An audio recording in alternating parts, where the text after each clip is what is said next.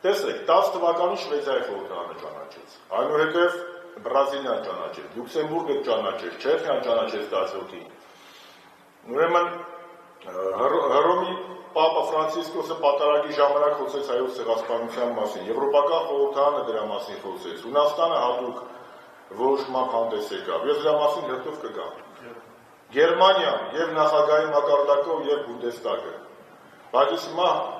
ժամանակագրությունը չխախտեմ, հերթով գամ։ Տեսեք, 69-ը ՄԱԿ-ի 69-րդ նստաշրջանն է, ասամբլեան է,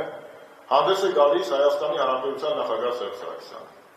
Նա իր խոսքը սկսում է շնորհակալություն հայտնելով բոլոր այդ պետություններին եւ կազմակերպություններին, որոնք ճանաչել ու դատապարտել են Հայոց ցեղասպանությունը։ Խոսելով հայ-թուրքական պրոտոկոլների մասին, նախագահ Սարգսյանը խոսում է այն վավերացնելու անհրաժեշտության մասին։ Սակայն խոսում է, որ Հայաստանը թույլ չի տա, որ որևէ մեկը, այդ ու նաև Թուրքիան, նախապայմաններում շանտաժով խոսի Հայաստանի Հանրապետության հետ։